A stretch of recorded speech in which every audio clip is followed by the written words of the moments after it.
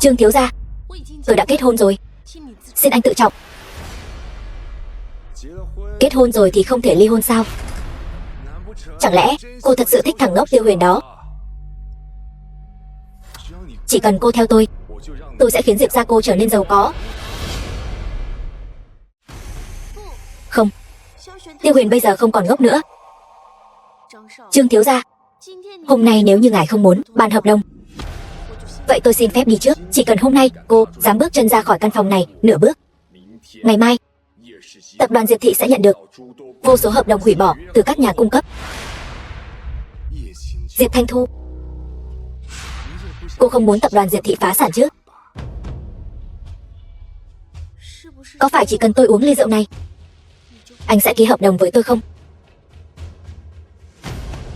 Không vấn đề.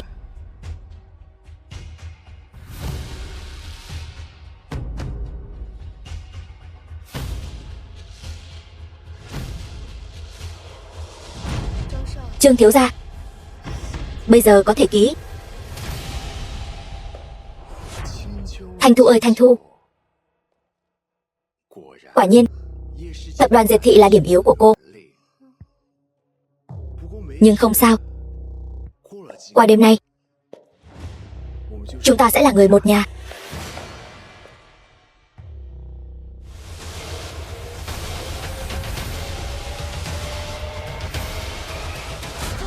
Buông tay. Thằng phế vật như mày mà cũng dám đến đây sao? Nhưng cũng tốt, hôm nay tôi sẽ giải quyết mọi chuyện một lần luôn. Giải quyết? Người đâu? Bắt thằng phế vật này lại cho tao. Tao muốn nó tận mắt chứng kiến Diệp Thanh Thu, con tiện nhân này, giống như một con mèo nhỏ đáng yêu, nằm dưới thân tao cầu hoan. Chán sống.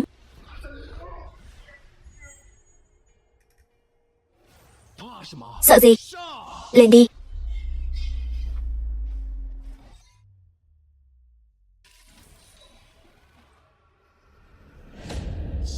Tiếp theo, đến lượt mày. Tiêu Huyền, nếu mày dám động vào tao, Trương gia tao sẽ không tha cho mày đâu. Trương gia, mày một kẻ sắp mất mạng cũng không thấy được đâu. Tiêu Huyền, Tiêu Huyền, tôi sai rồi. Tiêu Huyền, anh buông ra.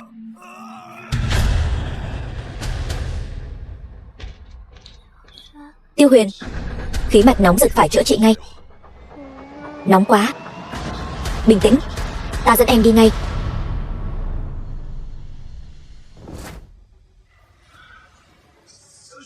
Tiêu Huyền, ngươi muốn làm gì? Tiêu Huyền, tốt nhất ngươi nên lấy mạng ta đi. Nếu không, ta sẽ không tha cho ngươi đâu. Còn dám có lần sau.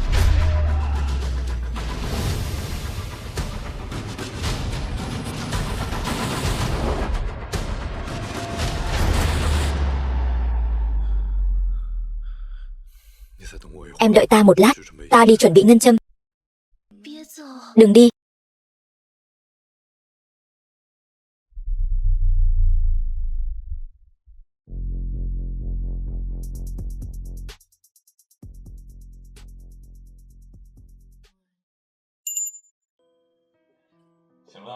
Tỉnh rồi sao?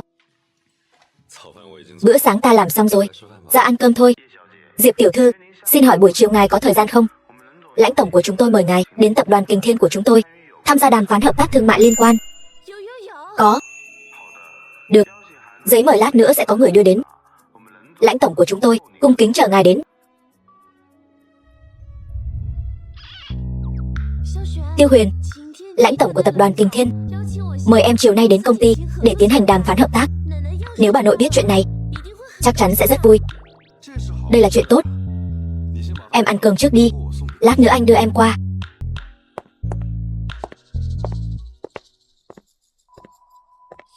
Diệp Thanh Thu, đây là tập đoàn Kình Thiên. Cô đến đây làm gì? Tôi đến tập đoàn Kình Thiên để bàn về dự án hợp tác. Diệp Thanh Thu, cô đang giở trò hề gì vậy? Tôi đang ở ngay trước cổng tập đoàn Kình Thiên đây, chờ trực cả buổi sáng rồi, ngay cả lãnh tổng còn chẳng thèm gặp tôi, dựa vào đâu mà cô được gặp? Đây là thiệp mời tập đoàn Kình Thiên gửi cho tôi đấy.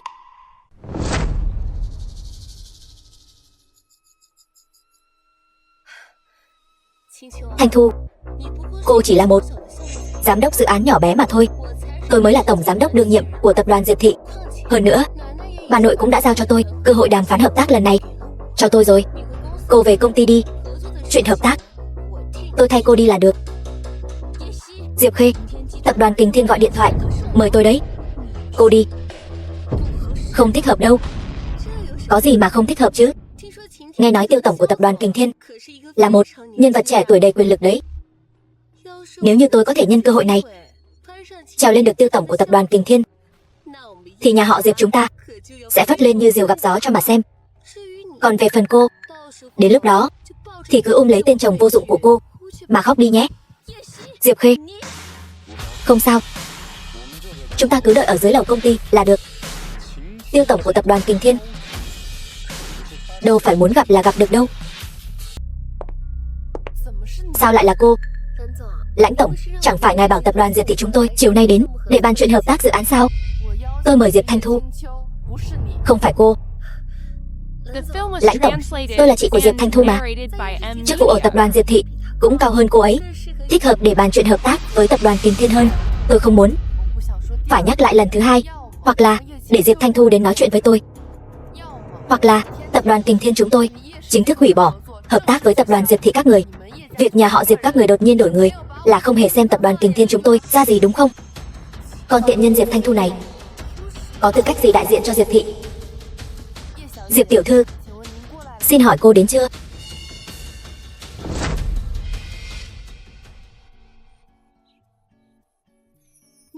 Sao anh biết được mọi chuyện sẽ có chuyển biến? Có lẽ người ta coi trọng năng lực, còn năng lực của em thì ai cũng thấy rõ rồi. Cô ta nói gì trong điện thoại? Lãnh tổng nói đích thân cô ấy xuống đón tôi. Tiêu Huyền, anh nói xem tập đoàn Kình Thiên rốt cuộc coi trọng điều gì ở tập đoàn Diệp Thị chúng ta? Tại sao trong số rất nhiều công ty muốn hợp tác với tập đoàn Kình Thiên, cô ấy lại cứ nhất định chọn Diệp Thị chúng ta? Có lẽ là vì em cười lên rất xinh đẹp đấy. Con gái hay cười thì vận may sẽ không tệ đâu.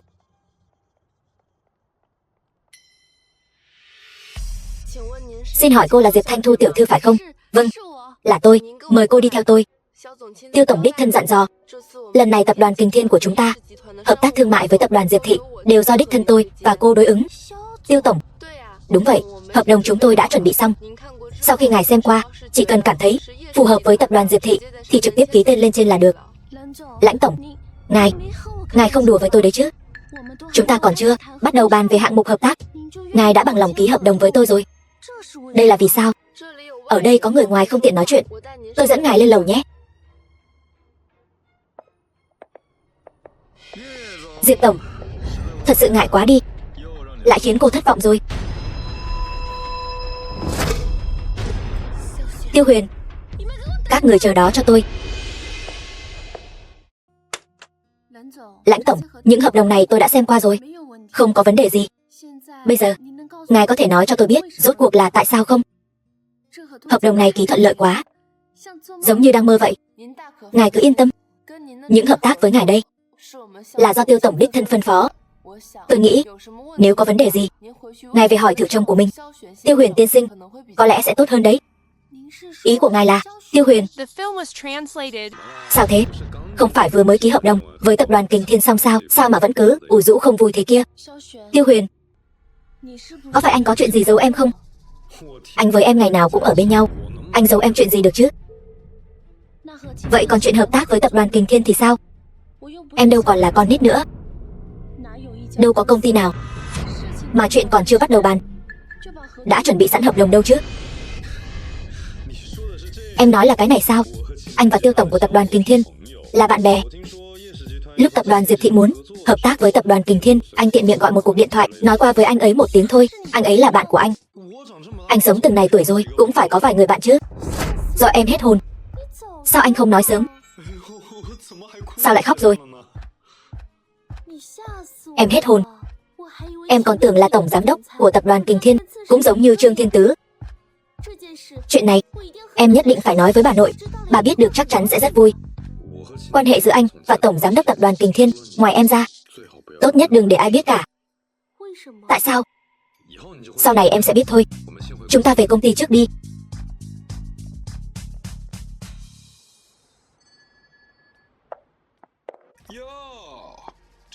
Đây chẳng phải là đại công thần của tập đoàn Diệp thị chúng ta sao? Diệp Phong, cậu đang bóng gió ai đấy? Bóng gió? Tôi đâu dám. Dù sao thì cô cũng đã bàn được chuyện hợp tác với tập đoàn Kình Thiên rồi mà. Giỏi thật đấy. Nhưng mà tôi nghe nói người phụ trách tập đoàn Kình Thiên này là một người phụ nữ. Chuyện này Tiêu Huyền hẳn là đã bỏ ra không ít công sức đấy nhỉ? Cậu, tiếc thật, lãnh tổng của tập đoàn Kình Thiên này đã không để ý đến tôi. Nếu không thì còn đến lượt các người làm gì? Diệp Phong, cậu đang nói cái gì vậy? Diệp Thanh Thu, cô đừng tưởng rằng cô giành được hợp đồng của tập đoàn Kình Thiên là có thể dẫm lên đầu tôi. Diệp thị bây giờ còn chưa đến lượt cô lên tiếng. Cậu, đủ rồi. Chuyện gì vậy? Bà nội, vừa nãy cháu đã nói vài câu với Tiêu Huyền, cô ta liền tát cháu một cái. Cô lại dám vì người ngoài như Tiêu Huyền mà đánh em trai của cô. Lập tức xin lỗi Diệp Phong. Bà nội, chuyện này rõ ràng là Diệp Phong sai trái trước. Hơn nữa, Tiêu Huyền không phải là người ngoài. Cô còn dám cãi? Lão Thái Quân, vì bà là bà nội của Thanh Thu nên tôi đã hết lần này đến lần khác nhẫn nhịn. Nhưng xin bà đừng quá đáng. Tôi dạy dỗ con cháu trong nhà thì liên quan gì đến cậu? Cậu còn không buông tay ra. Diệp Thanh Thu, Tiêu Huyền vô phép vô tắc như vậy. Đây là người chồng tốt mà cô dạy ra đấy sao? Bà nội, xin lỗi. Tiêu Huyền anh ấy cũng chỉ là muốn bảo vệ cháu thôi. Anh ấy không cố ý. Sao? Nghe ý cô nói là nói bà già này làm sai, hay là nói bây giờ cái nhà này do Diệp Thanh Thu cô làm chủ rồi? Bà già này còn chưa chầu trời đâu. Bà nội, cháu không có ý đó. Cô không cần phải giải thích với tôi. Hôm nay tôi đến đây là để thông báo cho cô, vì hợp tác với tập đoàn Kình Thiên đã giành được rồi. Dự án này cô đừng nhúng tay vào nữa. Bà nội, con không cần nói nhiều nữa. Sau này những việc liên quan đến tập đoàn Kình Thiên cứ giao cho Diệp Khê làm. Cô đừng quên, Diệp Khê mới là tổng giám đốc của tập đoàn Diệp thị.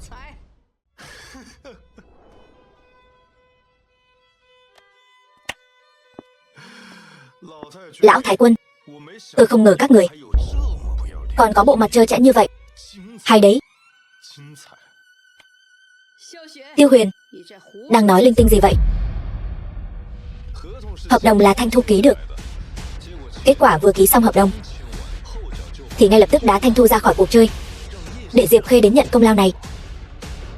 Lão Thái Quân, bà tính toán quá hay rồi. Cầm miệng. Chuyện Diệp ra tôi, từ khi nào đến lượt một người ngoài như cậu đến phán xét? Bây giờ tôi vẫn là chủ của nhà họ Diệp. Lão Thái Quân, người thực sự muốn làm như vậy sao? Sao? Chẳng lẽ cậu cho rằng Diệp ra rời khỏi Diệp Thanh Thu thì sẽ không xoay chuyển được nữa sao? Đúng vậy. Còn tưởng rằng mình giỏi giang lắm chứ. Đủ rồi, đừng nói nữa. Tiêu Huyền, chúng ta đi thôi. Để Diệp Khê đi giao thiệp với tập đoàn Kình Thiên. Rất tốt. Hy vọng đến lúc đó các người ngàn vạn lần đừng hối hận.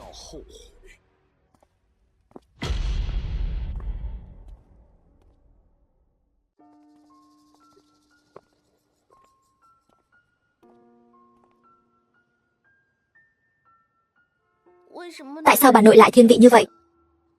Rõ ràng từ nhỏ đến lớn đều là em làm tốt nhất. Không sao đâu, có tôi ở đây. Đáng tiếc thật. Vốn dĩ còn nghĩ rằng chỉ cần giành được hợp đồng của tập đoàn Kình Thiên, vào 3 ngày sau, trong tiệc sinh nhật của bà nội, bọn họ có thể đối xử với anh tốt hơn. Kết quả không ngờ lại thành ra như vậy. Mấy ngày trước, đồ ngốc, cái này là rượu ngon mấy ngàn tệ một chai đó. Nhìn cái bộ dạng của cậu kia, chắc chắn chưa từng uống loại rượu ngon như vậy bao giờ đâu nhỉ? Chưa uống bao giờ. Tốt, tôi cho cậu uống.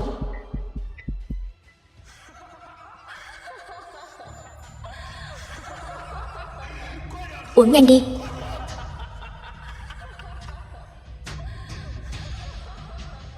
Uống nhanh đi. Đừng lãng phí. Rượu rơi trên đất đều phải liếm sạch cho tôi. Một kẻ không hề có bất cứ đóng góp nào cho Diệp gia như cậu thì chỉ có thể nhận được đãi ngộ của kẻ bỏ đi. Không sao đâu. Anh bảo đảm trong tiệc sinh nhật 3 ngày sau, anh nhất định sẽ cho bọn họ một kinh hỉ lớn.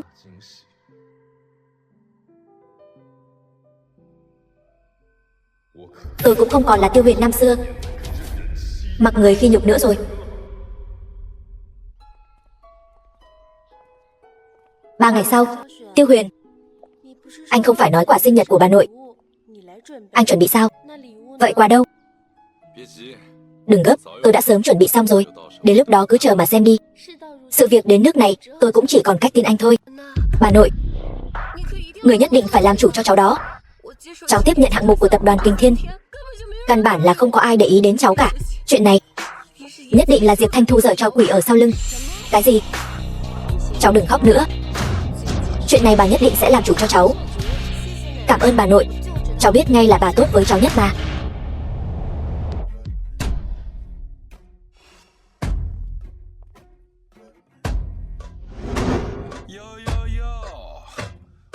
Công thần của chúng ta đến rồi.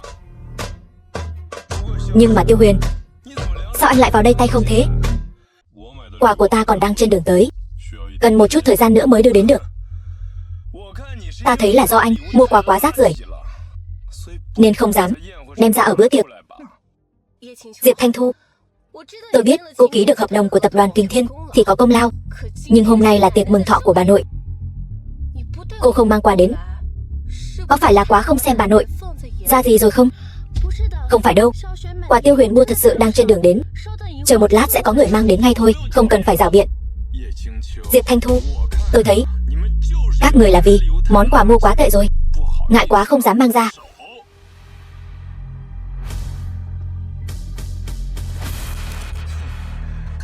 Xem cái này. Đây chính là chiếc vòng tay này tôi ngàn cay vạn đắng nhờ người mang từ Myanmar về. Giá trị 3 triệu.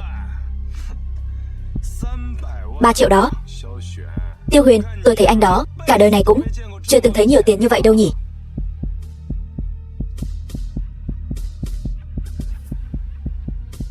Vẫn là Diệp Phong có tâm. Vòng tay 3 triệu tệ nói mua là mua ngay. Nhìn Tiêu Huyền ngốc nghếch kia kìa. Tôi nhớ năm ngoái ở tiệc mừng thọ, cậu ta từ cửa hàng quà tặng bên ngoài tùy tiện mang một món quà đến. Diệp Thanh Thu sao lại gả cho một tên phế vật như vậy chứ? Thật đáng tiếc. Các người đủ rồi đấy.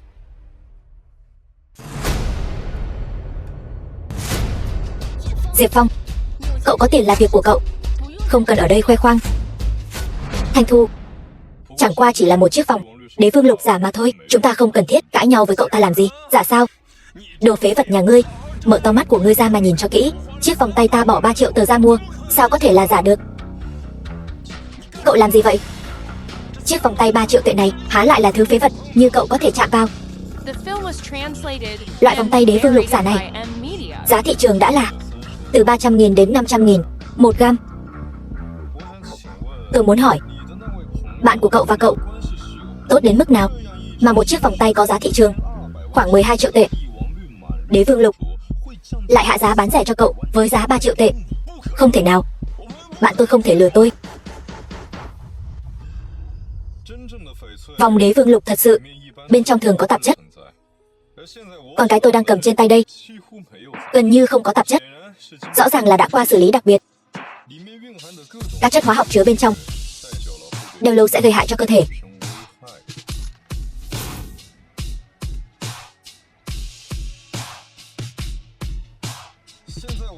Hiện tại tôi quả thật không có quà, nhưng cậu lại tặng một chiếc vòng hàng giả cho lão Thái Quân, gây hại cho sức khỏe của lão Thái Quân. Diệp Phong, cậu có ý đồ gì? Tiêu Huyền, đủ rồi. Bà nội, cháu không có. Đưa cho ta xem nào.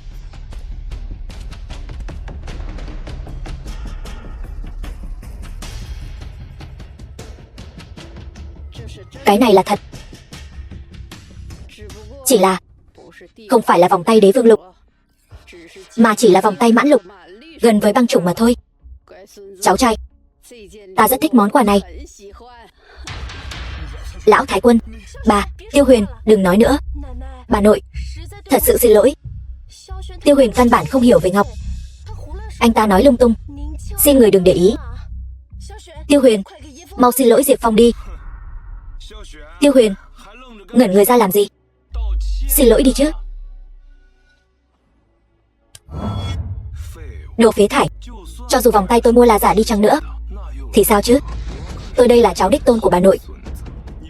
Còn cậu chỉ là một kẻ ở rể của nhà họ Diệp tôi mà thôi. Cậu nói xem, bà ấy sẽ giúp ai?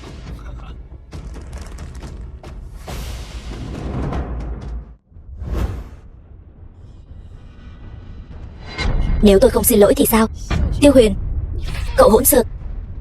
Hôm nay là đại thọ 80 tuổi của tôi, không phải nơi để cậu tác oai tác quái. Cút ngay cho tôi.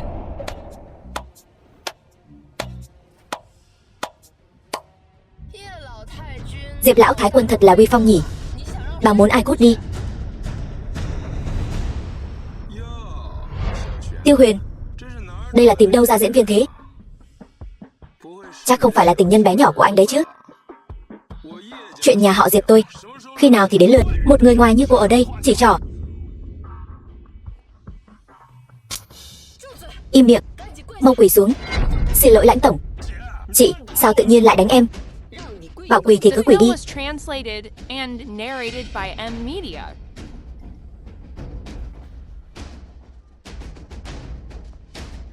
Lãnh tổng, về việc hợp tác với tập đoàn Kình Thiên.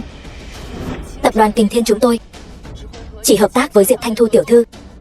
Lần sau mà tôi còn thấy cô đến tập đoàn Kình Thiên, tôi sẽ trực tiếp hủy bỏ hợp tác với nhà họ Diệp. Lãnh tổng đích thân đến, thật là vinh hạnh lớn cho ta. Không cần đâu, tôi không phải đến để chúc thọ bà. Nhà họ Diệp các người còn chưa có tư cách đó.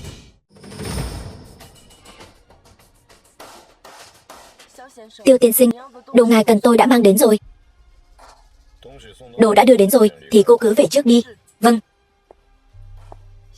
Tiêu Huyền, sao cậu lại quen biết Lãnh tổng của tập đoàn Kình Thiên? Lão Thái Quân, quan hệ giữa tôi và Lãnh tổng thế nào? Hình như không liên quan đến bà thì phải. Quà đã đưa đến rồi. Nếu Lão Thái Quân không hoan nghênh chúng tôi, vậy chúng tôi xin cáo từ. Bà nội, các người xem Tiêu Huyền kia, bây giờ hắn càng ngày càng không coi bà ra gì nữa rồi. Im miệng. Bà nội,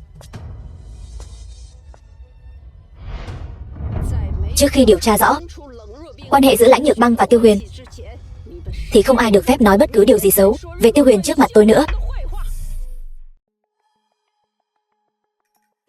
Bà nội, hay là chúng ta cứ xem thử Tiêu Huyền đưa đến là cái gì đi.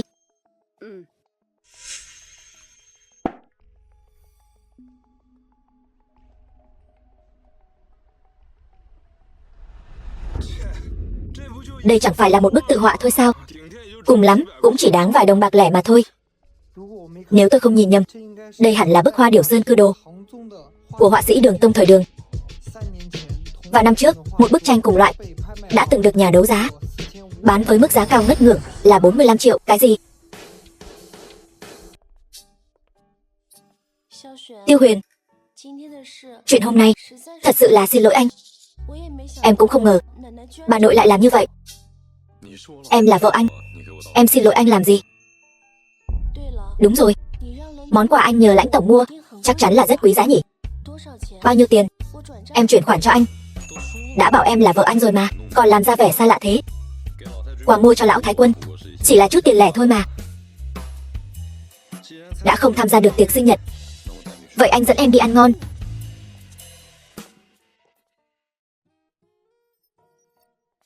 Đế Vương Các. Tiêu Huyền, cái Đế Vương Các này chính là hội sở tư nhân lớn nhất Hải Thành. Người của tứ đại gia tộc cũng chưa chắc có tư cách vào ăn cơm. Sao tự nhiên anh lại đưa em đến đây? Tiêu tổng cho anh một cái thẻ, nói ăn ở đây được giảm giá. Đây cũng là sản nghiệp của bạn anh sao? Em nghe nói Lực lượng sau lưng người cầm quyền nắm giữ hội sở đế vương các rất đáng sợ. Đừng nghe những lời đồn đó. Chẳng qua chỉ là một cái hội sở bình thường thôi mà. Đi thôi.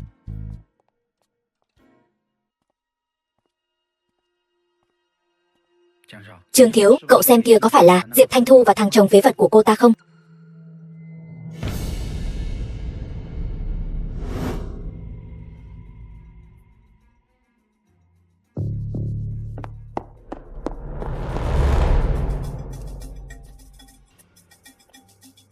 Xin lỗi, trang phục của hai vị không phù hợp với yêu cầu dùng bữa tại đây của chúng tôi. Mời hai vị rời khỏi. Bọn họ cũng giống như chúng ta. Tại sao bọn họ lại được vào? Hai vị kia là hội viên đồng của đế vương các chúng tôi. Mỗi năm đều phải nộp 500.000 tệ phí hội viên. Đãi ngộ đương nhiên không giống. Còn như các người, tôi đoán cả đời này cũng không có tư cách bước vào cửa đế vương các. Thanh Thu, thật trùng hợp. Em cũng ở đây sao? Trương Thiên Tứ, anh đến đây làm gì? Thanh Thu, đế vương các này không tầm thường đâu. Chắc em không hy vọng thằng phế vật Tiêu Huyền này dẫn em vào đâu nhỉ? Trương Thiên Tứ, ý anh là gì?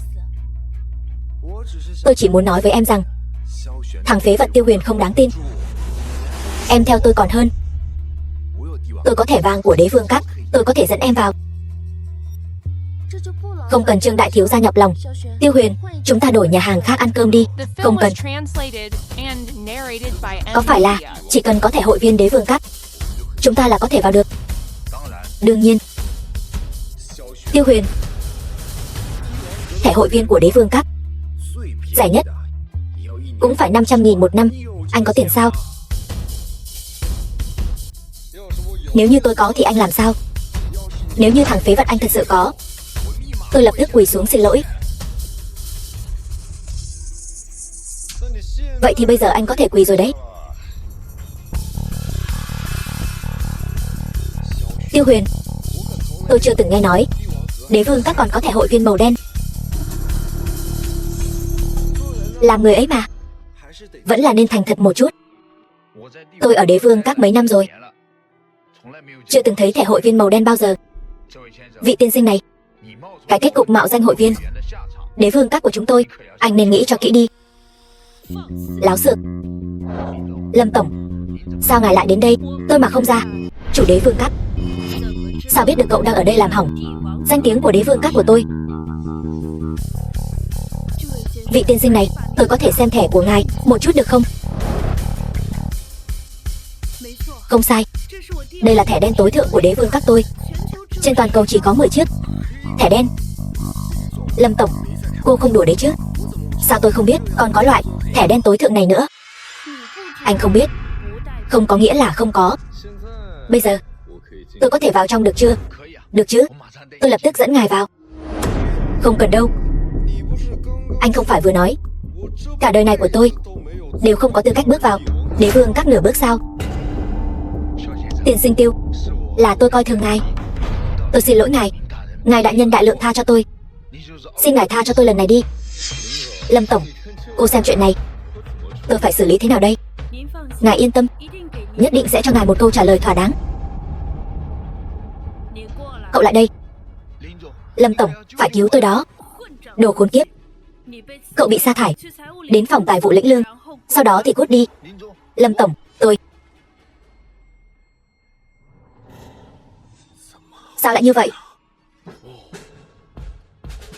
Thiếu gia Trương, có phải là anh nên thực hiện lời hứa của anh rồi không? Tiêu Huyền, anh đừng quá đáng. Nếu như anh không muốn quỳ, tôi có thể giúp anh. Tiêu Huyền, nên tha thứ cho người ta thì hãy tha thứ. Nếu như hôm nay tôi không có tấm thẻ đen này, anh sẽ tha cho tôi sao? Quỳ xuống cho tôi. Tiêu Huyền, anh đã làm gì tôi vậy? Tôi đã nói rồi, nếu như anh không muốn quỳ xuống, tôi sẽ giúp anh. Được, chuyện hôm nay tôi nhớ kỹ rồi. Chậm đã. Lâm tổng, cô còn có chuyện gì sao?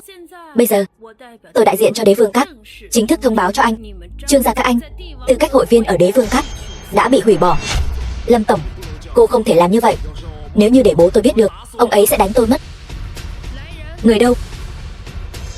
Lâm tổng, đem mấy người này đuổi ra ngoài cho tôi. Vĩnh viễn không được bước vào đế vương các của tôi nửa bước. Lâm tổng, Trương gia tôi mỗi năm đều cung cấp 2 triệu phí hội viên cho đế vương các. Cô không thể đối xử với tôi như vậy.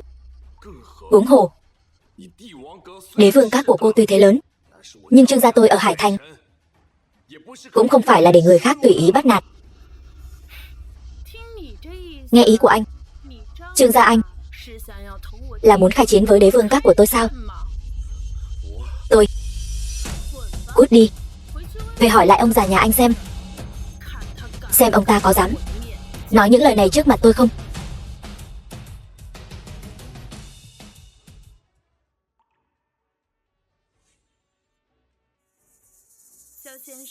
Tiên sinh Tiêu chê cười rồi. Dẫn đường đi.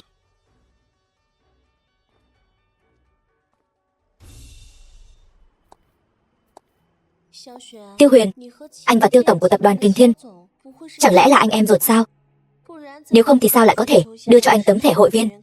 Giới hạn toàn cầu chỉ có 10 cái. Tôi cũng không ngờ tấm thẻ đó lại hiếm có đến vậy. Tiêu Huyền, em đột nhiên rất tò mò, trước đây anh rốt cuộc làm gì? Từ sau khi anh khôi phục trí nhớ, em càng ngày càng nhìn không thấu anh. Em chỉ cần nhớ kỹ, anh là chồng của em là đủ rồi.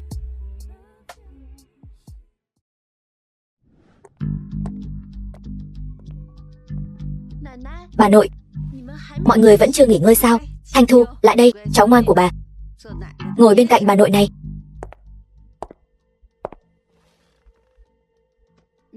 Bà nội, người đây là...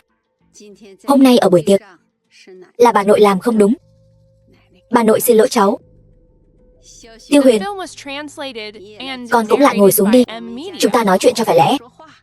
Lão Thái Quân, có chuyện gì thì cứ nói thẳng đi. Đã như vậy, ta liền nói thẳng. Cháu và lãnh tổng của tập đoàn Kình Thiên rốt cuộc là có quan hệ gì? Ban đầu tập đoàn Kình Thiên hợp tác với tập đoàn Diệp Thị của ta, cũng là cháu ở sau màn ra sức. Không sai, hợp tác ban đầu là cháu gọi điện thoại cho lãnh tổng. Về phần quan hệ giữa cháu và lãnh tổng, chỉ là bạn học đại học bình thường mà thôi. Chỉ là bạn học. Vậy hôm nay cháu mang đến bức hoa Điểu Sơn Cư Đồ là tác phẩm thật sao? Bức tranh đó ta chưa từng xem, là thật hay giả cũng không rõ. Việc Lãnh Nhược Băng hôm nay đến đây thuần túy là vì trước đây cháu đã giúp cô ấy một việc mà thôi. Sau ngày hôm nay, chúng cháu sẽ không còn quan hệ gì nữa. Tiêu Huyền, anh cầm miệng cho tôi. Tiêu Huyền, những điều cậu nói đều là thật sao? Bà nội, cháu đã nói rồi, loại phế vật như Tiêu Huyền sao có thể quen biết được những nhân vật lớn như lãnh tổng chứ? Phế vật, chính là phế vật. Vậy mà lại vì sự vui vẻ nhất thời trong buổi tiệc sinh nhật bà nội lãng phí ân tình của lãnh tổng như vậy. Diệp Phong, cậu đang nói cái gì vậy? Chẳng lẽ ta nói sai sao? Diệp Thanh Thu, cô đừng nên bảo vệ cái tên phế vật Tiêu Huyền này nữa. Hôm nay nó đại náo tiệc sinh nhật của bà nội, khiến bà nội mất hết mặt mũi. Chuyện này cô đừng hòng cứ như vậy cho qua. Bà nội, Tiêu Huyền anh ấy không cố ý mà. Cháu không cần nói nữa. Không coi ai ra gì, vô lễ với trưởng bối. Ta tuyên bố, kể từ bây giờ tống Tiêu Huyền ra khỏi Diệp gia ta. Cháu không đồng ý. Không có chỗ cho cô không đồng ý. Ngày mai cô đi ly hôn với Tiêu Huyền đi. Diệp gia ta không cho phép có loại người như vậy tồn tại. Bà nội, Lão Thái Quân, tốc độ thay đổi sắc mặt của bà không đi đóng phim thì thật đáng tiếc. Cầm miệng, chỗ này có phần cho cậu nói sao? Bà nội, cháu biết cháu không biết nói lời hay ý đẹp để bà vui lòng, cho nên bà vẫn luôn không thích cháu. Nhưng bà có thật sự để ý đến cảm nhận của cháu không?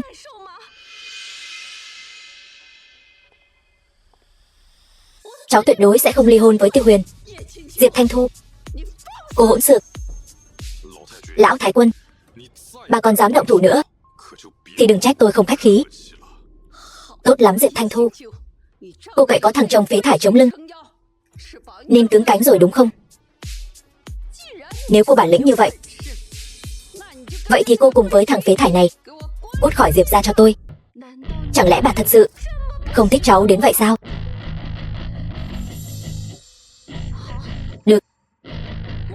cháu đi.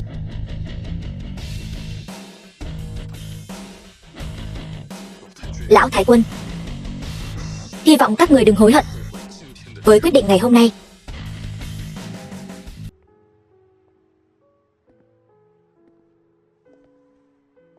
Tiêu Huyền, vừa rồi em có hơi kích động quá không? Không đâu, anh thấy như vậy rất tốt. Bây giờ chẳng phải em đã được giải thoát rồi sao? Vừa rồi anh cố ý phải không? Đương nhiên. Nếu anh không nói như vậy, sao em có thể nhìn rõ bộ mặt thật của những người này chứ? Bao nhiêu năm nay, em chịu ấm ức rồi. Nhưng rời khỏi Diệp gia, em có thể làm gì đây? Chẳng phải em mơ ước mở một công ty của riêng mình sao? Anh tin em có thể làm được. Mở công ty đâu có dễ dàng như vậy. Yên tâm, anh sẽ giúp em. Đi xem phim đi. Đi thôi. Chuyện tôi bảo cô sắp xếp, xử lý thế nào rồi?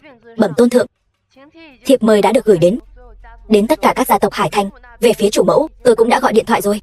3 ngày sau, các gia tộc lớn ở Hải Thành đều sẽ đến. Đến lúc đó chúng ta sẽ tuyên bố trước công chúng, tập đoàn Kình Thiên sẽ toàn lực đầu tư vào công ty mới do chủ mẫu gây dựng. Rất tốt. Ngày đó, ta cũng sẽ đến. Vậy ý của tôn thượng là? Trầm tĩnh lâu như vậy, cũng đã đến lúc nên ra ngoài vận động gân cốt rồi.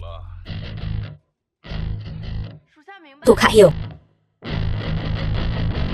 3 ngày sau, bữa tiệc của tập đoàn Kình Thiên.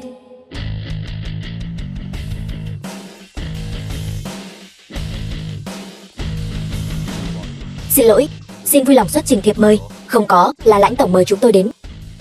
Nhưng mà cô ấy không đưa thiệp mời cho chúng tôi. Diệp Thanh Thu, cô đang nói đùa đấy sao? Giả sử lãnh tổng thật sự mời các người, sao có thể đến cả thiệp mời cũng không có? Xem đi. Đây chính là thiệp mời Diệp gia tôi có được. Diệp Thanh Thu, cô rời khỏi Diệp gia rồi. Sống cũng không ra gì nhỉ? Diệp Khê, tôi sống thế nào liên quan gì đến cô? Tức giận rồi. Diệp Thanh Thu, cô còn mặt mũi nào ở đây nữa? Nếu tôi là cô thì đã tìm cái lỗ nào dưới đất mà chui xuống rồi. Các người nói đủ chưa? Loại như anh thì có tư cách mà lên tiếng ở đây. Cút ngay cho tôi. Đúng đấy, thứ phế vật làm trướng mắt người khác. Muốn tôi cút? Các người còn chưa đủ tư cách. Đồ phế vật ở rể cũng dám ở đây mà sủa với tôi. Tôi lấy mạng anh chỉ là một câu nói thôi.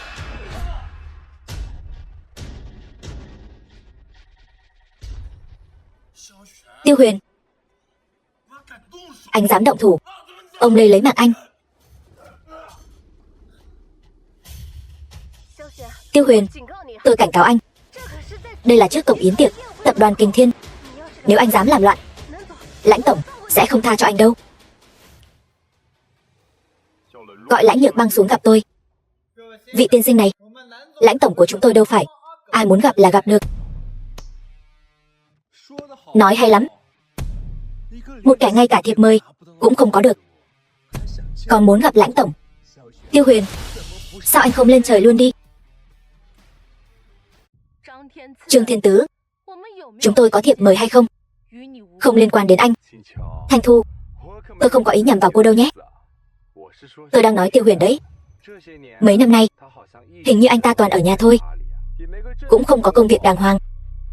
Hay là để Tiêu Huyền qua làm tài xế cho tôi đi. Tiêu Huyền, mỗi tháng tôi trả cho cậu 10.000 tiền lương. Thế nào? 10.000.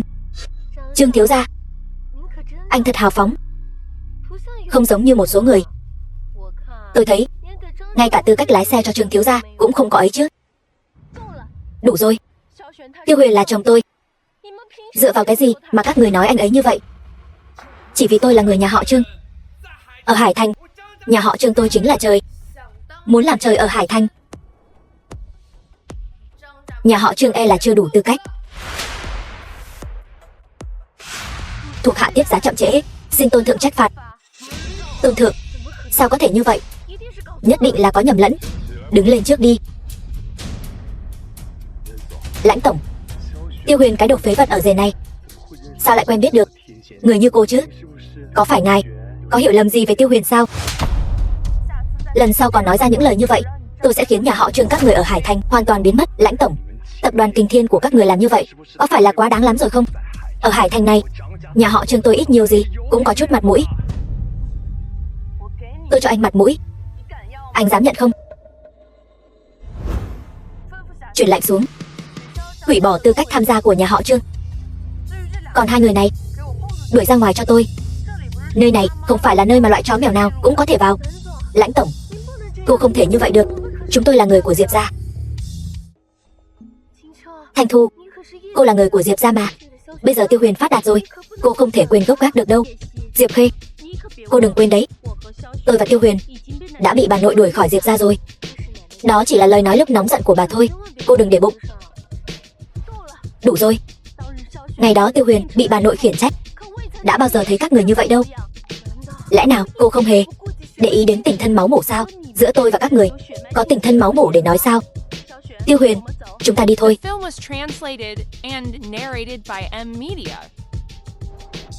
Chị, chúng ta bị hủy tư cách tham gia tiệc của tập đoàn Kình Thiên rồi. Về nhà ăn nói với bà nội thế nào đây? Ăn nói gì chứ? Nếu không phải bà ấy đuổi Diệp Thanh Thu đi, chúng ta có đến mức như bây giờ không? Trương thiếu, sao cậu lại ở đây? Đồ khốn kiếp, đây là tên mà cậu nói là thằng ở rể vô dụng đấy sao? Trương thiếu, tôi thật sự không biết. Rõ ràng là chính Tiêu Huyền câm miệng cho tôi. Chuyện ngày hôm nay tôi nhớ kỹ rồi. Tốt nhất là cậu đừng xuất hiện trước mặt tôi, nếu không lão tự gặp cậu một lần đánh cậu một lần. Trương thiếu, cậu đừng.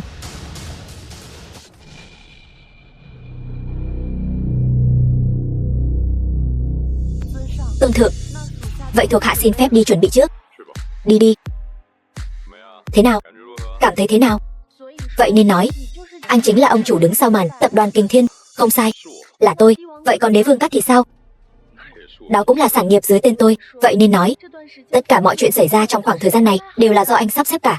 Tiêu Huyền, anh lừa em như vậy vui lắm sao? Thanh Thu, nghe anh giải thích, anh chỉ muốn tạo bất ngờ cho em thôi mà. Vậy anh còn chuyện gì khác giấu em không? Không có. Anh thề. Thật không? Thật. Vậy em tin anh lần cuối cùng đấy. Đi thôi. Chào mừng mọi người đến với bữa tiệc của tập đoàn Kình Thiên chúng tôi. Hôm nay tôi có hai chuyện muốn công bố với mọi người. Đầu tiên, xin giới thiệu với mọi người tổng giám đốc mới của tập đoàn Kình Thiên chúng tôi, Tiêu Huyền, Tiêu tiên sinh. Đây chẳng phải là cái tên thằng ở rể vô dụng của Diệp ra sao? Sao có thể trong chốc lát lại trở thành tổng giám đốc của tập đoàn Kình Thiên này được? Không thể nào, chắc chắn là trùng tên rồi. Đợi một chút, tôi có một vấn đề. Vương đại thiếu. Lãnh tổng, Tiêu Huyền chẳng qua chỉ là một tên con rể nhỏ bé ở Diệp gia, dựa vào cái gì mà có thể trở thành tổng tài của tập đoàn Kình Thiên? Ta không phục. Sao? Ngươi đang nghi ngờ quyết định của tập đoàn Kình Thiên sao? Người đâu? Làm gì? Thả ta ra. Ta là người của Vương gia Hải Thành. Các ngươi nếu dám động vào ta, đừng trách ta không khách khí với các ngươi. Hủy bỏ tư cách tham gia tiệc của Vương gia. Lôi hắn ra ngoài cho ta. Ngay bây giờ, còn ai có ý kiến gì không? Bà nội, chuyện này người nhất định phải làm chủ cho chúng con. Tên Tiêu Huyền kia không biết làm sao lại trở thành tổng tài của tập đoàn Kình Thiên, còn trực tiếp trở mặt không nhận người, đuổi con và Diệp Phong ra ngoài. Đúng vậy, Tiêu Huyền chẳng qua là một tên ở rể của Diệp gia ta. Dù cho hắn có trở thành tổng tài của tập đoàn Kình Thiên, thì cả đời này hắn cũng không thoát khỏi cái danh ở rể Diệp gia ta. Câm miệng hết cho ta. Diệp Khê, cháu kể lại chuyện xảy ra hôm nay từ đầu đến cuối cho ta nghe xem. Nói như vậy, Tiêu Huyền phế vật kia lại trở thành tổng tài của tập đoàn Kình Thiên. Bà nội, trước đây chúng ta đối xử với Tiêu Huyền như vậy, bây giờ hắn sẽ không trả thù Diệp gia chúng ta chứ? Lo cái gì? Diệp Phong vừa rồi nói một câu rất đúng. Tiêu Huyền hắn dù thế nào cũng không thay đổi được việc hắn là thằng ở rể nhà Diệp gia. Nếu năm đó không phải Diệp gia chúng ta cứu hắn, thì làm gì có Tiêu Huyền bây giờ? Chuyện này các con không cần quản nữa, ta tự có an bài. Diệp Thanh Thu bọn họ không phải đã chuyển ra khỏi Diệp gia rồi sao? Lập tức phái người đi tìm, xem bây giờ họ đang ở đâu.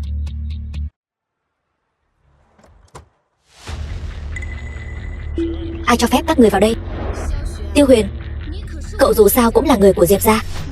Nhà của cậu chính là nhà của Diệp gia. Tại sao chúng ta không thể ở đây? Diệp Khê, im miệng. Thanh Thu, ta nghe nói Tiêu Huyền để tập đoàn Kình Thiên hợp tác lâu dài với công ty mới mở của con, phải không? Đúng. Sao vậy?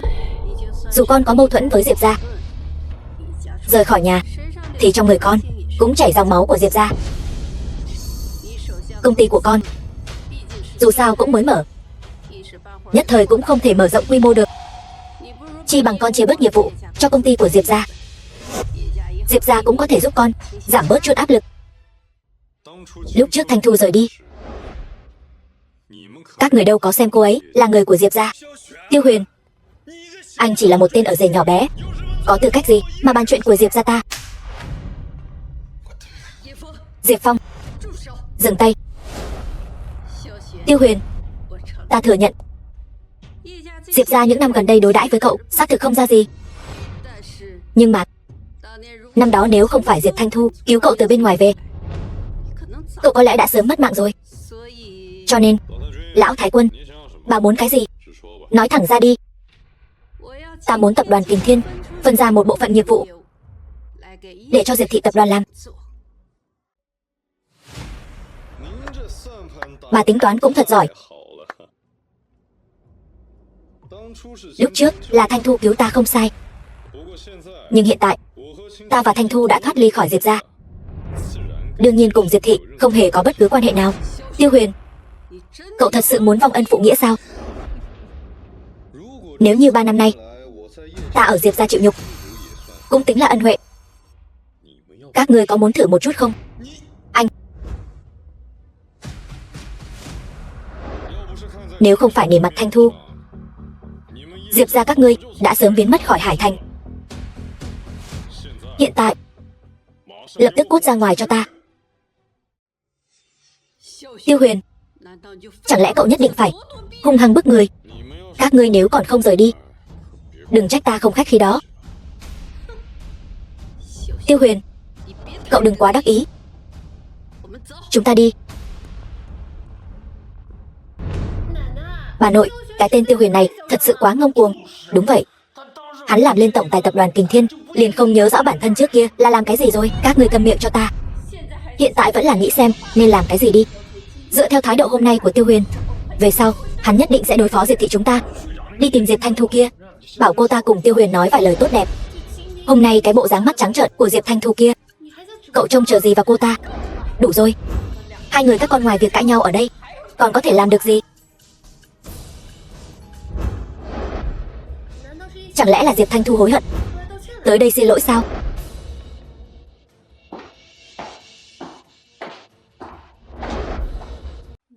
Cậu là ai? Người có thể giúp Diệp gia các ngươi. Tiêu Thành Minh, thiếu gia Tiêu gia đế đô. Các hạ đường đột đến đây như vậy, có phải có chút không hợp quy củ hay không?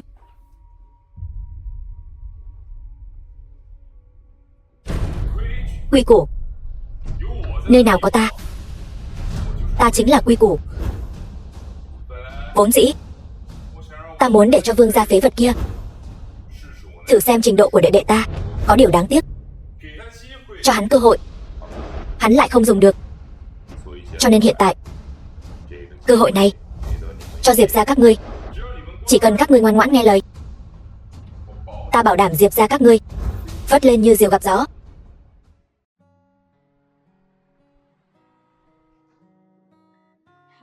Được, ta biết rồi.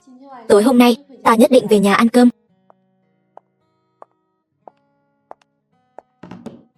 Diệp tổng, dưới lầu có một đơn chuyển phát nhanh của ngài, nói cần ngài đích thân ký nhận. Biết rồi, ta đây xuống ngay.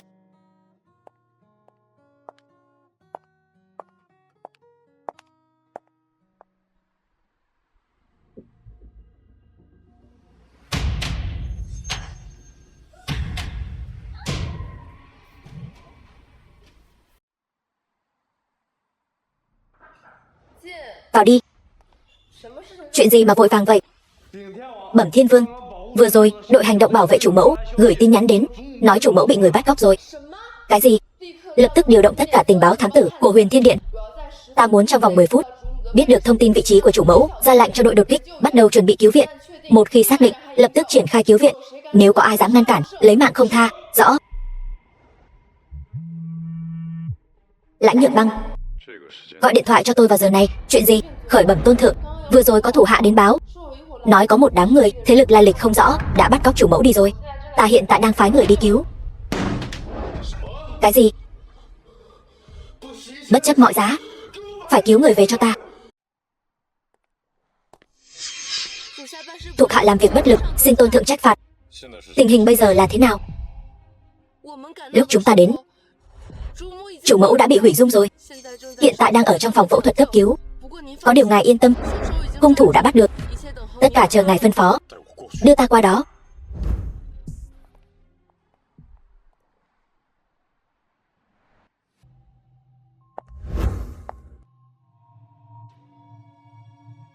Hỏi ra được gì chưa, bẩm tôn thượng?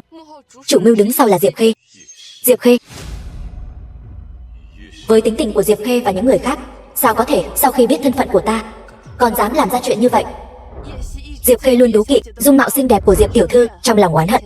Trước kia ở Diệp gia không tiện ra tay, hiện tại Diệp tiểu thư đã thoát ly khỏi Diệp gia, cô ta đương nhiên không cần cố kỵ nữa. Chỉ vì cái này.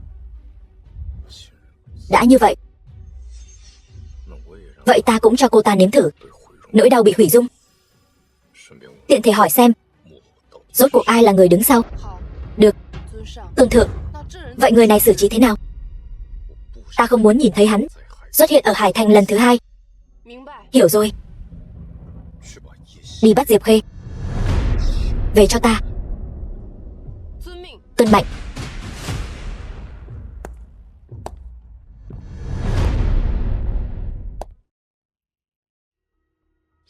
Diệp Khê, lần này Diệp gia của cô phát đạt rồi. Tiêu Huyền cái phế vật kia bỗng chốc trở thành tổng giám đốc tập đoàn Kình Thiên. Cô còn treo lên được đại nhân vật ở đế đô. Sau này cô phải dẫn chúng tôi phát tài đó nha. Tiêu Huyền tên phế vật đó tính là gì? Ở trước mặt Tiêu thiếu, cho dù là 10 Tiêu Huyền cũng không đủ xem. Các người là ai? Mau cút ra cho ta. Cô là Diệp Khê. Tôi chính là Diệp Khê. Các người muốn làm gì?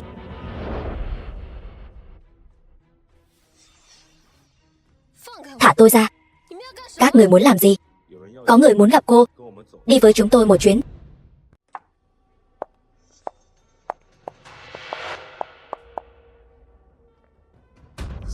Tiêu Huyền, đồ khốn kiếp nhà ngươi, người bắt ta đến đây làm gì? Có phải cô sai người hủy hoại mặt của Thanh Thu, có phải không?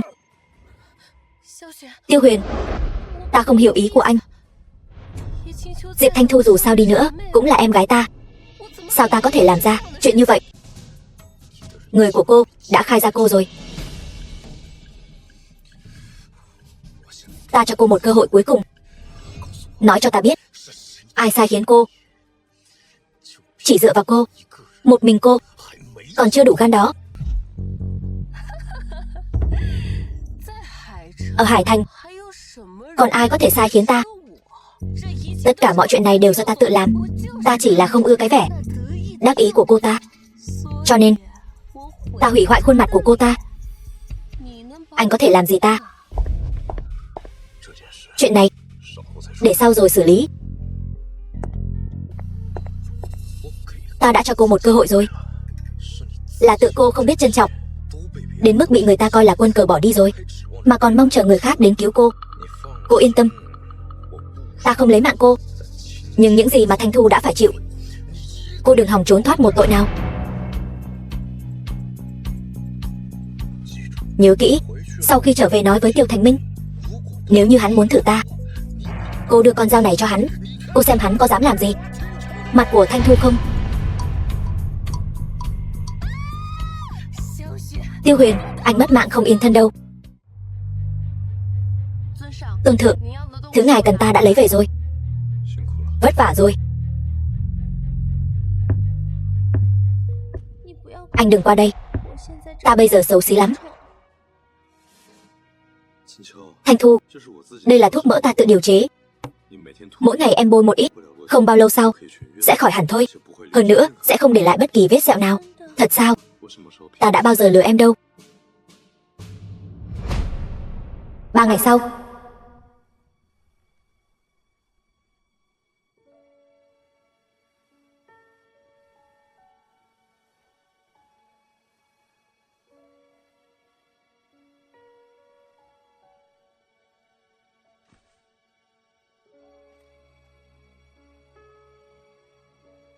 Hình như thật sự đẹp hơn trước rồi. Vốn dĩ em đã rất xinh đẹp rồi. Bà nội, Diệp Thanh Thu, cô mang theo Tiêu Huyền về Diệp ra một chuyến. Ta bây giờ không còn là người nhà họ Diệp nữa rồi. Láo sự, Diệp Thanh Thu, nếu như cô không trở về, ta sẽ xóa tên cha mẹ cô khỏi gia phả họ Diệp. Bà. Tiêu Huyền, bà muốn em dẫn anh về nhà họ Diệp một chuyến. Em sợ sao? Em chỉ sợ họ làm khó anh. Em không cần lo cho anh, họ không dám làm gì anh đâu.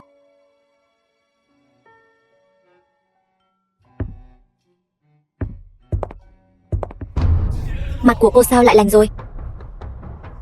Diệp Thanh Thu, tại sao cô lại tìm người hủy hoại mặt của Diệp Khê? Mặt của cô sao lại lành rồi? Là thuốc của Tiêu Huyền chữa khỏi. Nếu có thuốc chữa khỏi rồi thì mau chóng lấy ra đây. Tiêu Huyền, chỉ cần có thể chữa khỏi vết sẹo trên mặt Diệp Khê, chuyện trước đây ta có thể bỏ qua hết. Bỏ qua hết. Các người cũng xứng sao? Tiêu Huyền, cầu xin anh cho tôi thuốc đi. Trước đây là tôi không đúng. Tôi xin lỗi. Tiêu Huyền, anh muốn thế nào thì mới cho chúng tôi thuốc? Muốn thuốc sao? Được thôi. Nhưng ta muốn bà ta. Xin lỗi ta. Tiêu Huyền, cậu đừng quá đáng. Vậy thì không còn gì để nói nữa. Bà nội. Tiêu tiên sinh, trước đây là ta sai rồi. Ta xin lỗi cậu. Bà nội, câm miệng cho ta. Tiêu Huyền, lần này cậu hài lòng rồi chứ? 1 giờ sau sẽ có người đưa thuốc tới. Chúng ta đi thôi. Tiêu thiếu, đều điều tra rõ ràng rồi. Hải Thành hiện tại có thực lực nhất là tập đoàn Kình Thiên, mà ông chủ đứng sau bọn họ chính là Tiêu Huyền. Xem ra đệ đệ của ta vẫn là có chút bản lĩnh. Nhưng mà không sao, ta cũng có thể khiến hắn biết rốt cuộc là ai hơn ai. Tôn thượng, mấy ngày nay Tiêu Thành Minh ở Hải Thành thành lập tập đoàn Thiên Thịnh, cướp mất của chúng ta mấy mối làm ăn. Tùy hắn đi, không đủ tạo thành uy hiếp cho chúng ta. Không ngờ nhiều năm như vậy rồi, hắn làm việc vẫn là sợ đầu sợ đuôi như vậy. Nếu không phải có Tiêu gia chống lưng, Tiêu Thành Minh hắn tính là gì?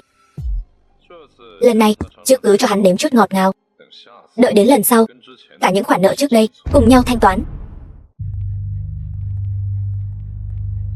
Lâu rồi không gặp nha.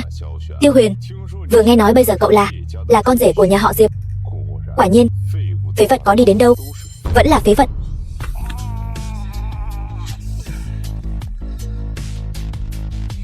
Nhiều năm như vậy không gặp, miệng vẫn thối như vậy. Hai người các ngươi dạy dỗ hắn cho ta.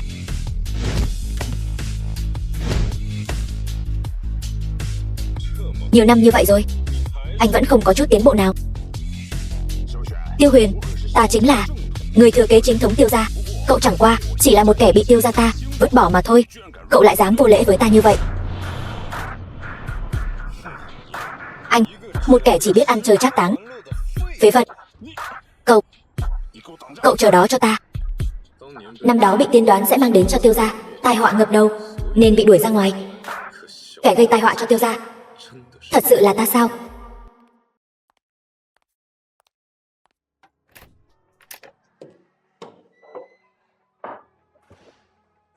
Đã xảy ra chuyện gì vậy? Anh trai ta đến Hải Thành rồi. Anh trai anh, sao trước giờ chưa từng nghe anh nhắc tới hắn? Bởi vì ta và hắn đã sớm tuyệt giao rồi. Hiện tại chỉ có em là người nhà của ta. Vậy anh? Ta không phải sợ hắn, chỉ là người này âm hiểm xảo trá. Lần trước em bị bắt cóc chính là do hắn. Là hắn. Nhưng không sao, sau này ta nhất định sẽ bảo vệ tốt cho em. Tiêu Thành Minh đã tự mình đưa tới cửa, vậy ta nhất định sẽ chiêu đãi người thật tốt.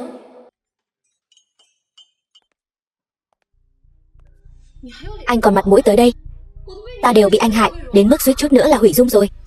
Chẳng phải không sao rồi sao? Hơn nữa, ta là tới giúp cô. Cô không muốn báo thù sao? Anh định làm gì?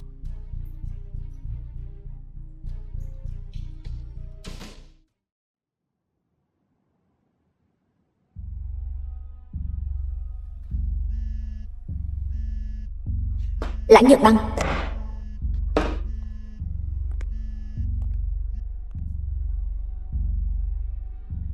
Tôn thượng, vừa nhận được tin có người muốn động vào công ty của chủ mẫu. Điều tra rõ là ai làm chưa?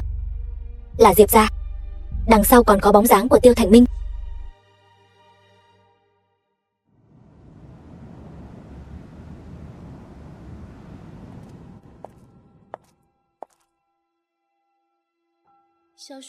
Tiêu Huyền, anh vào trong đó ngàn vạn lần đừng kích động. Cho dù như thế nào, bọn họ đều là người của Diệp gia.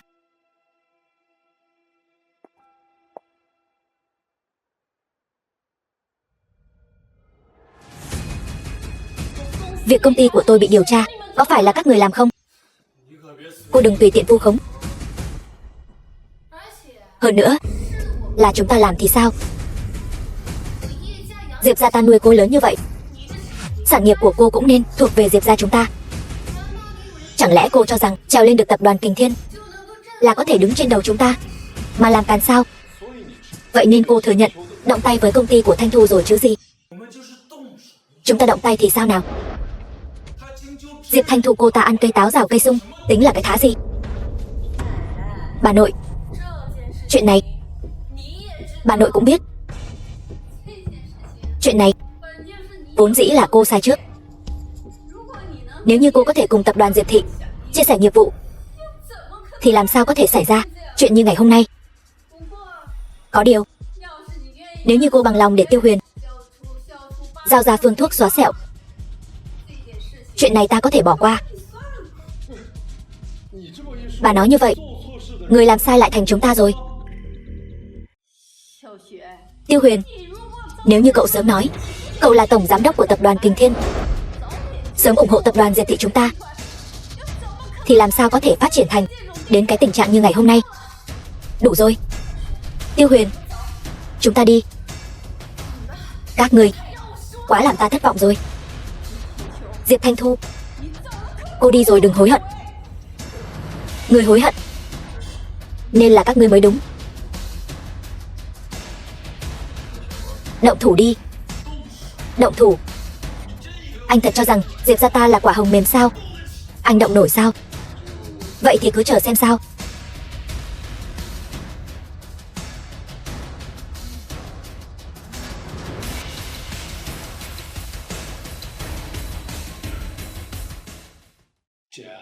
Chị, sao vậy? Cổ phiếu của tập đoàn Diệp Thị đột nhiên bị một nguồn vốn thần bí từ nước ngoài tấn công, giá cổ phiếu giảm mạnh.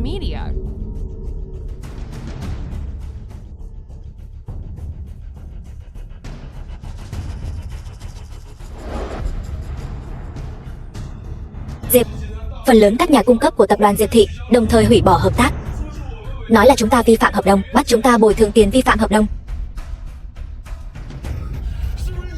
Có phải là anh làm không? Ta chỉ là một tên phế vật ở rể. Ta nào có bản lĩnh này. Các người tìm nhầm người rồi. Bà nội, chuyện này nhất định là Tiêu Huyền làm. Bà nội mau dạy dỗ hắn đi.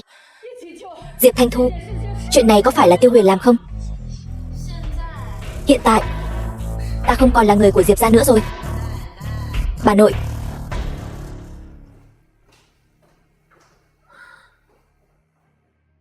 Vợ, đều qua rồi. Sau này ta tuyệt đối sẽ không để bất cứ ai ức hiếp em.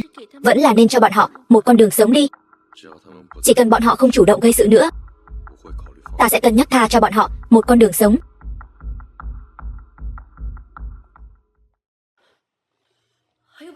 Vẫn còn biện pháp.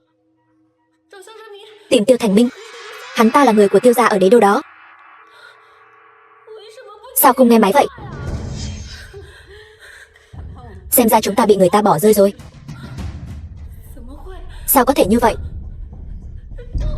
Đều tại bà nội. Tất cả mọi chuyện đều do bà nội gây ra. Nếu không phải trước đây bà đối xử với Tiêu Huyền như vậy, chúng ta nhất định sẽ không ở tình cảnh như bây giờ. Bây giờ Diệp gia đã tiêu đời. Bà chính là tội đồ. Cô.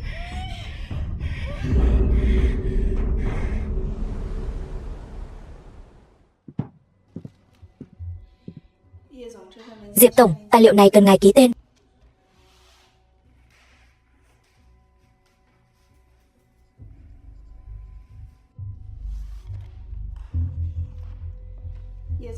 Diệp tổng, vừa nhận được tin tập đoàn Diệp thị phá sản rồi. Diệp lão thái quân nhập viện rồi. Cái gì? Mau chuẩn bị xe đến bệnh viện.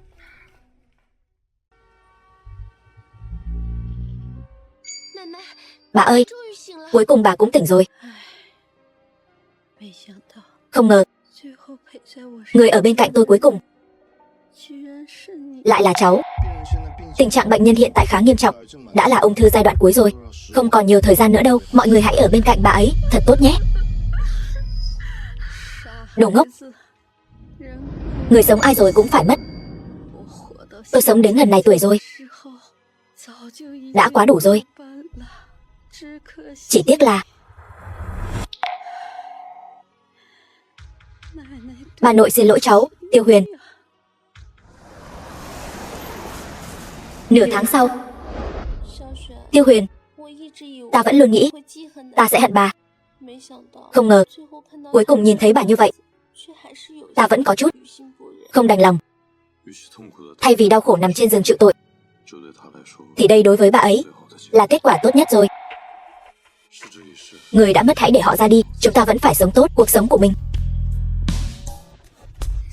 Tiêu thiếu, cậu nhất định phải cứu tôi. Lúc đầu là cậu bảo tôi ra tay với Thanh Thu, bây giờ Tiêu Huyền diệt Diệp ra rồi, cậu không thể mặc kệ tôi được. Diệp Khê, đừng vội, có gì từ từ nói. Tiêu thiếu, lúc đầu là cậu. Lúc đầu tôi chỉ cho cô lời khuyên thôi, cô đừng có vu oan giá họa cho tôi. Tiêu thiếu, lúc đầu cậu đã nói nhất định sẽ bảo vệ tôi, cậu không thể như vậy được. Diệp ra các người chẳng qua chỉ là công cụ để tôi thử thằng phế vật Tiêu Huyền kia, một hòn đá lót đường mà thôi. Bây giờ cô đã hết giá trị lợi dụng rồi, tôi dựa vào cái gì phải bảo vệ cô? Đưa ra ngoài cho tôi. Tiêu thiếu, Tiêu thiếu. Tiêu Huyền, mọi chuyện càng ngày càng thú vị rồi đây. Đã tìm được hành tung của Tiêu Thành Minh chưa? Bẩm tôn thượng, ở hộp đêm Hải Thành. Đã điều tra ra mục đích Tiêu Thành Minh đến Hải Thành chưa? Hình như là chỉ thị của tầng lớp thượng lưu Tiêu gia là đến đây để chèn ép ngài. Chèn ép tôi? Tốt lắm Tiêu gia, đi theo tôi đến hộp đêm Hải Thành.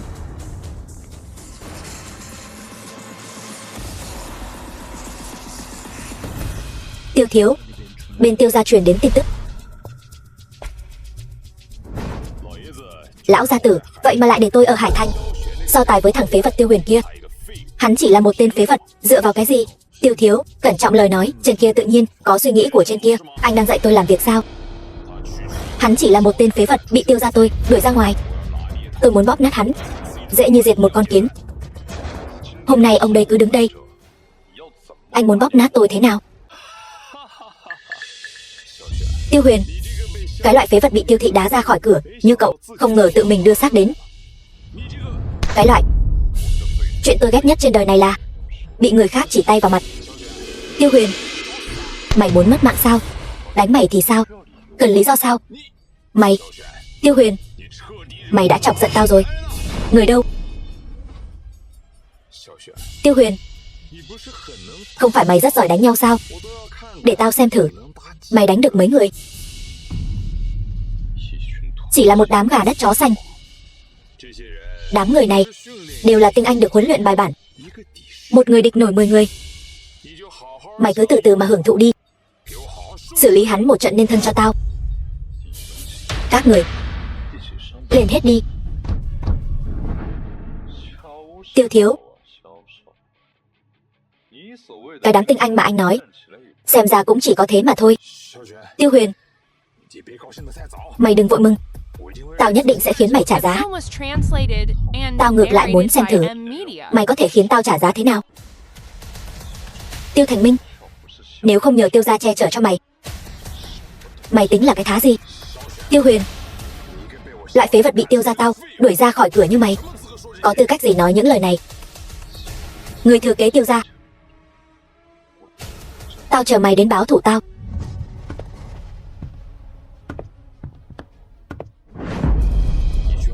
Một đám phế vật, đứng lên hết cho tao. Đi liên hệ các đại gia tộc ở Hải Thành, cứ nói là Tiêu thị ta muốn đến Hải Thành phát triển. Kẻ nào mà còn dám hợp tác với tập đoàn Kình Thiên thì chính là đối đầu với Tiêu thị đế đô ta. 3 ngày sau, tập đoàn Thiên Thịnh.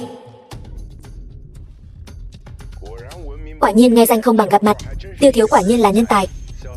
Tiêu thiếu ngàn dặm xa xôi từ đế đô chạy đến, đầu tư vào cái Hải Thành nhỏ bé này của chúng tôi. Thật sự là may mắn cho Hải Thành chúng tôi. Chư vị không cần phải khách sáo như vậy, mau ngồi.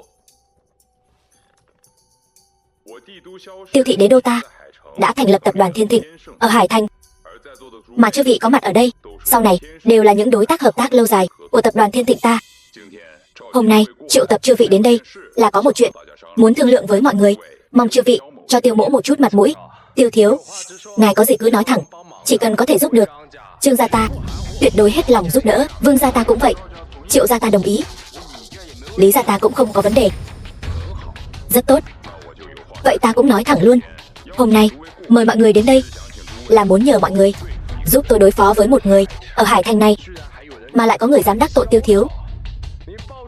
Cậu nói tên ra xem, Trương gia tôi sẽ là người đầu tiên khiến hắn ta phải trả giá. Ai muốn tôi phải trả giá? Tiêu Huyền, lại là cậu. Ai cho phép cậu vào đây? Cút ra ngoài. Không cần để ý đến tôi, mọi người cứ tiếp tục. Tiêu Huyền, cậu đừng quá đáng. Sao? Cầm hết rồi. Vừa nãy không phải nói rất hăng sao? Hắn ta chẳng qua chỉ là một tên bị Tiêu gia tôi đuổi ra khỏi nhà mà thôi, có gì đáng sợ chứ? Tiêu Huyền, mặc dù không biết cậu gặp được vận may gì mà lại leo lên được vị trí tổng tài tập đoàn Kình Thiên, nhưng lúc trước tôi có thể đuổi cậu ra khỏi Tiêu gia, bây giờ cũng có thể đuổi cậu ra khỏi Hải Thành. Nói xong rồi chứ? Tiêu đại thiếu gia, nếu như cậu chỉ có chút bản lĩnh này thôi thì có hơi khiến tôi thất vọng đấy. Còn có các người nữa, là muốn cùng hắn ta đối phó với tập đoàn Kình Thiên của tôi sao? Tiêu Huyền, tôi chỉ là đi ngang qua thôi, tôi đi ngay đây. Tôi đột nhiên nhớ ra ông nội tôi bảo tôi về nhà có chút việc. Tại hạ ở nhà cũng có việc, lần sau gặp lại. Một đám khốn kiếp, các người cứ chờ đấy cho tôi. Tiêu đại thiếu gia, xem ra đám người này của anh đều không muốn cùng anh đối phó với tôi rồi. Đi thôi. Tiêu Huyền, tôi sẽ không tha cho cậu đâu. Người đâu? Tiêu thiếu, có gì sai khiến các người làm ăn kiểu gì mà để Tiêu Huyền xông vào vậy hả? Nữ nhân kia thân thủ quá lợi hại, chúng ta căn bản đánh không lại. Phế vật. Đi điều tra cho tôi hành tung của Diệp Thanh Thu.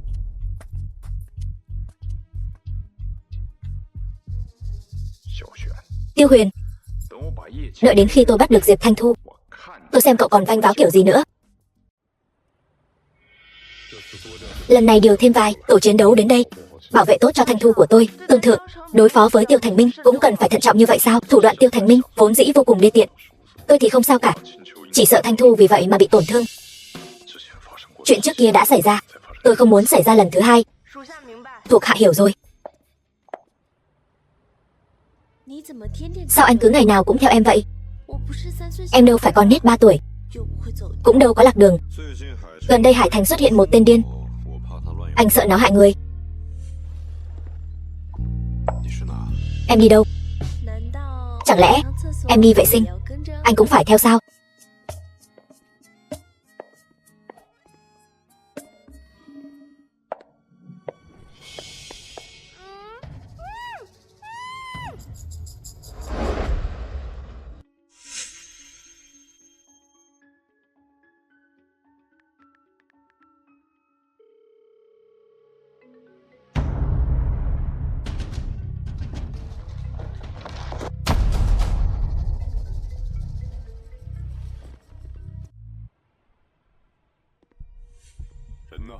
Người đâu?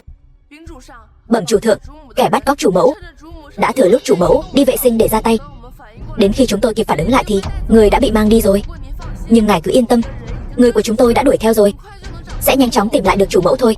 Điều tra cho tôi xem Tiêu Thành Minh đang ở đâu.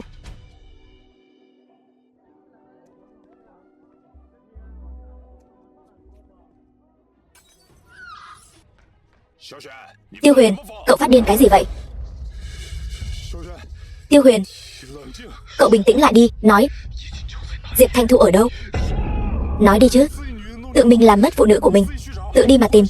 Đến tìm tôi làm gì? Không nói. Không nói thì có thể đi chầu trời được rồi.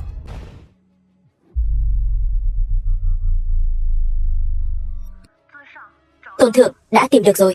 Địa chỉ đã gửi cho ngài rồi. Hiện tại vẫn chưa có bằng chứng trực tiếp chứng minh là do hắn làm. Tôi đã bảo rồi mà. Không phải do tôi chứ gì. The film was translated and narrated by M Media.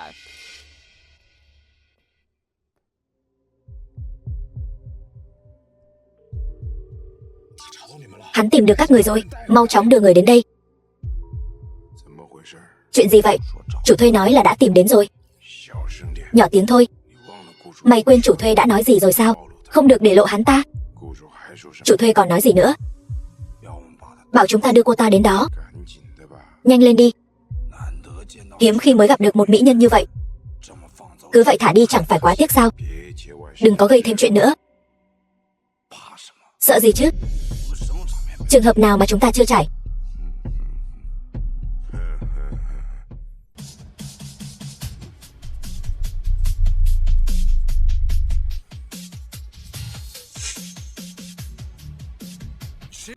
Mày là ai? Dám quấy rầy chuyện tốt của ông nội mày? Chán sống. Khốn kiếp.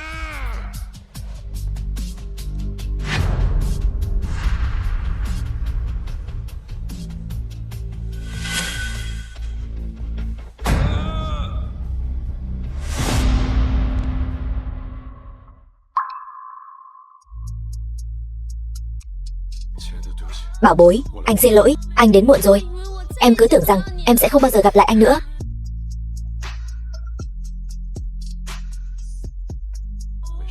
Không sao. Anh đưa em về nhà. Không có gì đáng ngại, chỉ là vết thương ngoài da thôi. Vài ngày nữa là khỏi thôi.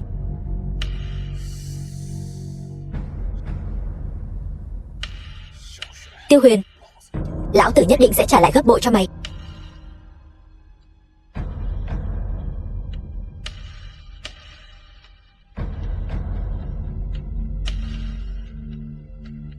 Đã qua lâu như vậy rồi, sao đến một cuộc điện thoại cũng không gọi lại vậy? Là không muốn tiền nữa rồi sao?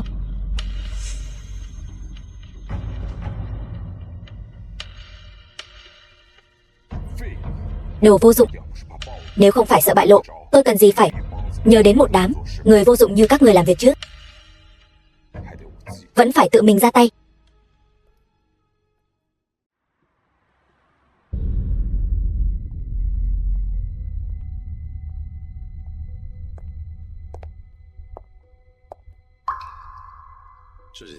Mấy ngày nay em đừng đến công ty nữa, cứ ở nhà nghỉ ngơi đi. Khỏe lại rồi nói tiếp.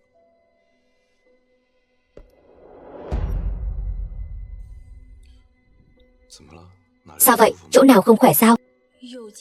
Có một chuyện đang phân vân có nên nói cho anh biết hay không.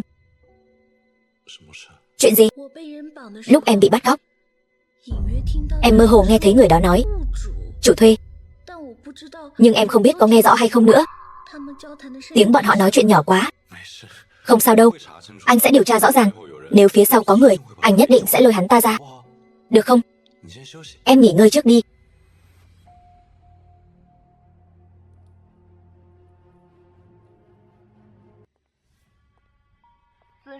Tôn thượng, chúng tôi đã điều tra rõ ràng rồi. Mấy tên bắt cóc chủ mẫu là sát thủ trên web đen. Còn tin tức về chủ thuê thì sao? Chúng tôi đã thông qua kênh đặc biệt để điều tra rõ. Người thuê chính là Tiêu Thành Minh. Quả nhiên là hắn. Thông báo xuống. Tôi muốn Tiêu Thành Minh từ đâu đến trở về chỗ đó. Rõ.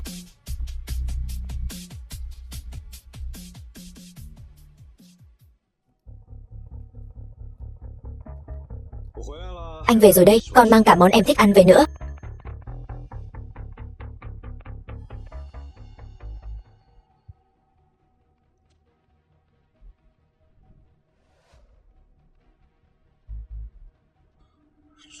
Có chuyện rồi.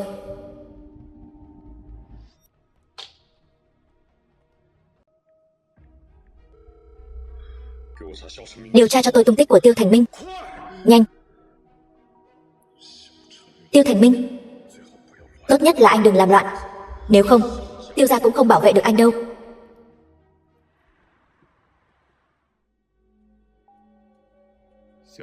Tỉnh rồi. Người này giữa đôi lông mày có vài phần tương tự với Tiêu Huyền. Chắc là anh trai của anh ta, Tiêu Thành Minh rồi. Rốt cuộc anh muốn làm gì? Tiêu Huyền nâng niu cô như bảo bối, chẳng phải vẫn bị tôi có được sao? Tình hình bây giờ xem ra, Tiêu Huyền cũng chỉ có thế.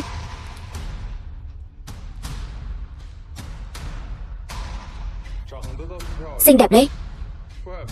Chẳng trách người đàn bà Diệp Khê kia còn muốn hủy hoại cô. Hay là cô theo tôi đi. Đừng hòng. Đừng vội, đợi tôi dẫm Tiêu Huyền dưới chân, cô sẽ thay đổi chủ ý thôi. Tiêu Huyền, anh nhất định không được xảy ra chuyện gì đấy.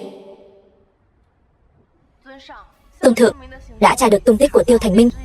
Địa chỉ đã được đồng bộ vào điện thoại của ngài. Lập tức hành động. Vâng. Cô cứ nghe theo Tiêu tổng đi, cứng đầu chỉ có một kết cục thôi, đồng ý sớm còn có thể tránh được chút tội.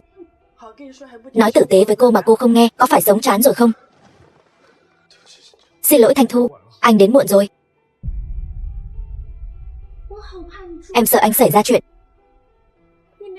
Anh không sao là tốt rồi. Chúng ta về nhà.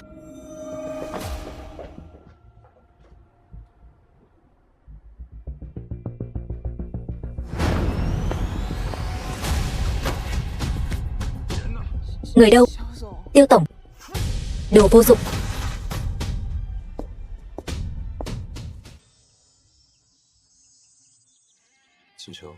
Thanh Thu, anh đã sắp xếp người bảo vệ em. Mấy ngày nay em cứ yên tâm ở nhà đi, nhất định không được đi đâu cả, biết chưa? Anh định đi đâu? Đợi anh giải quyết những kẻ làm hại em sẽ không bao giờ bị đe dọa nữa. Nhưng lỡ như, không có lỡ như, anh sẽ bình an vô sự trở về. Anh hứa với em. Vâng.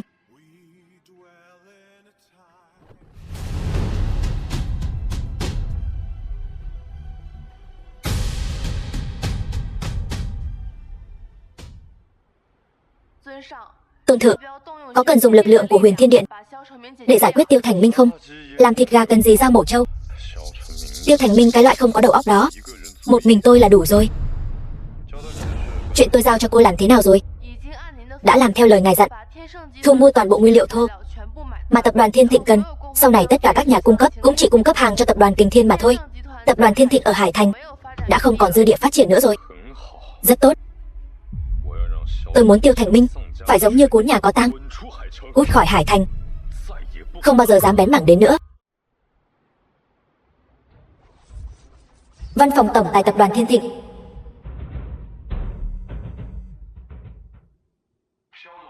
Tiêu tổng không hay rồi, nhà cung cấp vừa gọi điện đến, nói là nguyên liệu thô chúng ta cần đã bị người ta mua đứt với giá cao rồi. Hơn nữa, sau này sẽ không cung cấp cho chúng ta nữa. Cái gì? Vậy những nhà cung cấp khác thì sao?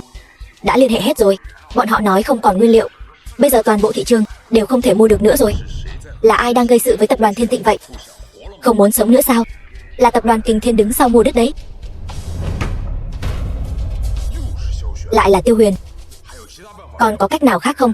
Hiện tại trong tay các công ty khác ở Hải Thành chắc là vẫn còn một ít nguyên liệu, có thể thu mua từ họ để ứng phó tạm thời. Vậy còn không mau đi liên hệ với họ, chờ tôi đi xử lý sao? Đồ vô dụng. Vâng, tôi đi ngay đây.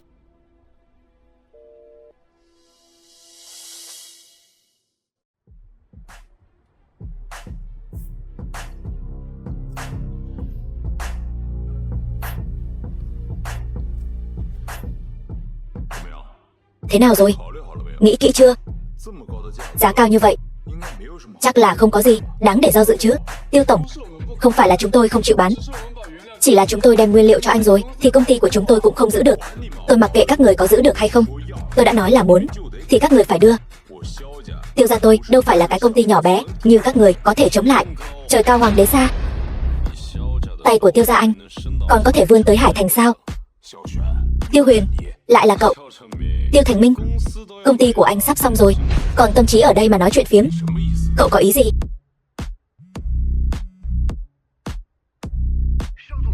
Tiêu tổng không hay rồi, nhân viên công ty đều bỏ chạy hết rồi, cấp cao của công ty cũng không liên lạc được nữa. Tiêu Huyền, có phải là cậu làm không? Tiêu Thành Minh, Hải Thành không phải là nơi anh có thể ở lại. Anh vẫn nên ngoan ngoãn cút về đế đô đi. Tiêu Huyền, cậu chán sống. Tiêu Huyền, cậu đừng ngông cuồng. Sau lưng tôi còn có Tiêu gia chống lưng. Cậu chỉ là một tổng giám đốc tập đoàn Kình Thiên ở Hải Thành. Có gì đáng ngông cuồng chứ? Hở miệng ra là Tiêu gia, ngậm miệng cũng là Tiêu gia.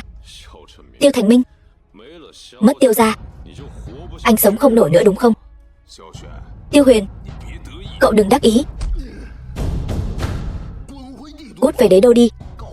Nói với đám người Tiêu gia đó, những chuyện năm đó bọn họ đã làm, lão tử không quên chuyện nào đâu. Bảo bọn họ rửa sạch cổ, ngoan ngoãn chờ lão tử đến.